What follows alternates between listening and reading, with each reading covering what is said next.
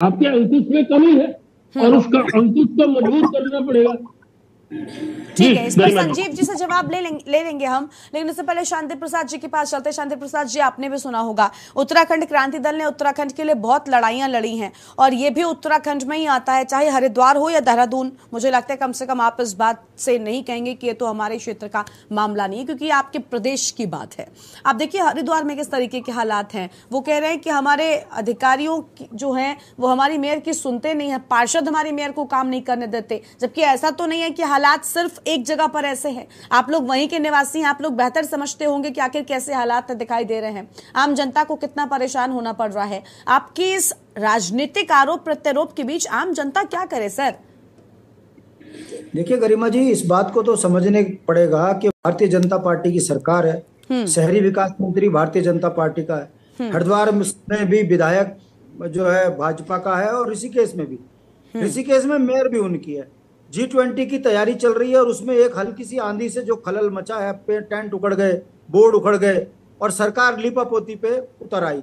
ऐसे ही आप हरिद्वार में देखिए, पहली बारिश में अव्यवस्थाएं सामने आ गई, गाड़ियां सड़कों पे तैर रही हैं, सड़क पर गड्ढे पड़े हैं, आए दिन बच्चों के एक्सीडेंट हो रहे हैं। अब हम विपक्ष के नेता होने के नाते सवाल खड़े कर रहे हैं, तो भारतीय जनता पार्टी के प्रवक्ता अपनी संवेदनाएं बता रहे हैं कि यहाँ तो मेयर कांग्रेस का है, हम क्या करें। इससे पता चलता है कि इनके पास विजन के नाम पर केवल भ्रष्टाचार है और कुछ नहीं है। यदि इन्होंने काम किया होता तो निश्चित रूप से आज ये आगे आके बताते कि हमने उत्तराखंड के अंदर इतना पैसा विकास में लगाया, इतना सड़कों पर लगाया, इतना नालियों पे लगाया और उसका ये परिणाम है कि 2 मिनट के अंदर पूरी सड़कें साफ हो गई, कहीं कोई अव्यवस्था नहीं है।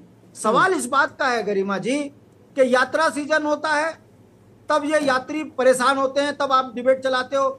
यात्रा में व्यवधान, जनता परेशान, विपक्ष ने बोला हल्ला, ये आप चलाते हो। ऐसी ही जब तीर्थ यात्रा चलती है तो ये पंजीकरण के नाम पे यात्राओं को रोकने का प्रयास करते हैं, तब आप बोलते हो अव्यवस्थाएं हैं, विपक्ष ने हल्ला बोला, इनके पास जवाब नहीं होता। ये मंदिर में चंदा चोरी कर जाते हैं, ये मंदिर में चांदी से सोना बना देते हैं, तब अगर विपक्ष बोलता है तब ये कहते हैं ये झूठी खबर है, भ्रामक खबर है।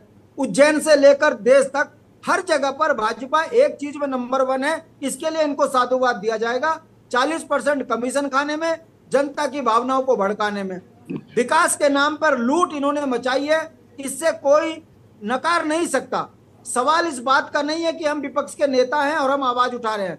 देखिए देहरादून अस्थायी राजधानी है, इसकी जो है मुहाना जो है रिस्पना पुल है, रिस्पना पुल के अंदर इस कदर गंदगी है कि आप देख लीजिए, जरा सी बरसात के अंदर उस नाले में से जो बदबू निकलती है वो ये बताता है कि उत्तराखंड के अंदर अस्थायी राजधानी देहरादून में जो भाजपा की सरकार है वो इतनी राजनीतिक रूप से निर्लज सरकार है। जब वो रिस्पना पुल के नालों की व्यवस्था ठीक नहीं कर पाई 23 वर्षों में, तो ये पूरे उत्तराखंड की क्या व्यवस्था करेंगे। मैं इस समय पे राजधानी गैरसैंण में बैठा हूँ, देहरादून से सुबह 5 बजे चला हूँ और अभी मैं 4, साढ़े 3, पौने 4 बजे मैं यहाँ गैरसैंण से पीछे दिगोली काल में पहुंचा हूँ।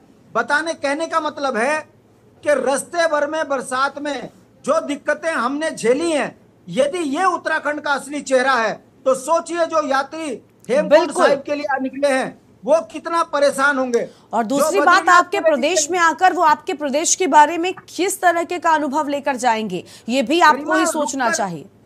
गरिमा जी, मैंने रुक कर इन चीजों में जनता से पूछा है, उन्होंने कहा है कि हम अपने भरोसे पे, अपनी आस्था के लिए आए हैं, मगर सरकार नाम की चीज सड़क पे कहीं दिख नहीं रही है।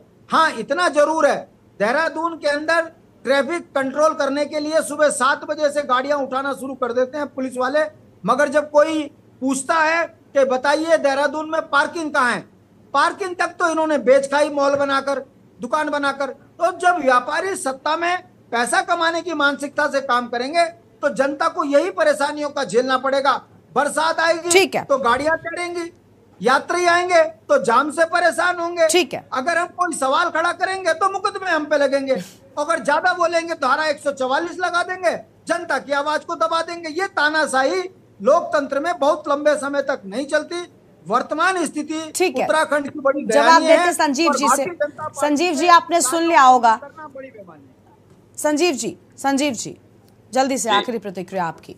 आपने सुना, यहाँ पर देखिए बड़े आरोप लगाए हैं शांति प्रसाद जी ने भी कि किस तरीके के हालात हैं, सब देख पा रहे हैं जनता। गरिमा जी देखिए, विपक्ष को हर चीज काला काला ही दिखाई देता है। ये इनको सफेद देखने की आदत कभी है नहीं। जो काम हो रहे हैं सर, पार्किंग की व्यवस्था देहरादून में है, आपको लग रहा है कि पार्किंग की इस मौसम में, आपको पता है कि कितना उत्तराखंड में देवभूमि में बहुत सारे श्रद्धालु इस वक्त हैं, ये आप भी जानते हैं, चारधाम यात्रा चल रही है, और दूसरी ओर गर्मियों का मौसम है, पहाड़ों पर पर्यटक और सैलानियों की संख्या भी हजारों की तादाद में, लाखों की तादाद में पहुंचे हुए पर्यटक। इनके लिए व्यवस्थाएं क्या है सर?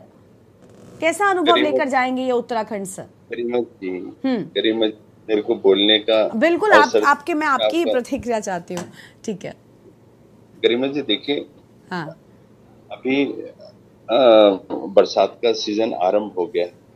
जितने भी हमारे ड्रेनेज पॉइंट थे जहाँ से पानी की बड़ी निकासी होती है, उन तमाम को सफाई, सबकी सफाई करने का काम नगर निगम के द्वारा पूरे एक इस समय युद्ध स्तर पे चल रहा है। युद्ध स्तर पे आप चाहे तो अपने किसी भी कैमरामैन को आप सर, हमने देखा है आप युद्ध स्तर पर स्मार्ट सिटी का काम भी चला रहे हैं, लेकिन बात यह ना कि आपने प्लान नहीं तैयार किया, आपने प्लान नहीं बनाया, जिसके चलते एक सड़क को हमने ही कई बार देखा, आपने पहले बनाया, एक पाइप डाला, उसके बाद आपको फिर लगा कि नहीं अभी यहाँ पर और काम होना है, उस सड़क को तोड़ा गया, फिर से उसमें काम हुआ, फिर बनाई गई। एक एक सड़क को 3-3 बार टूटते और बनते हमारी रिपोर्ट में हमने अपने दर्शकों को दिखाया है।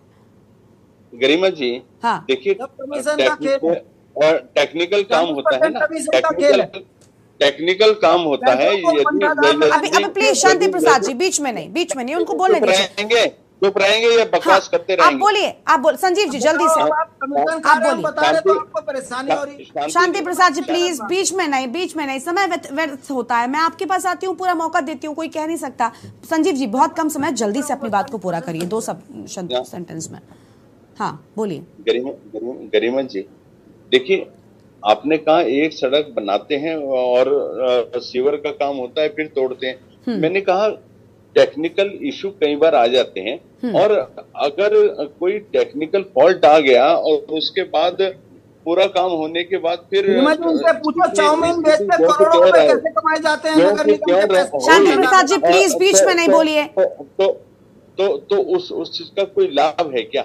हाँ। जहाँ पर लाखों करोड़ों रुपया पूरा ड्रेनेज सिस्टम को प्रॉपर करने के लिए, सीवरेज सिस्टम को प्रॉपर करने के लिए। ठीक है संजीव जी, मैं आपकी बात से सहमत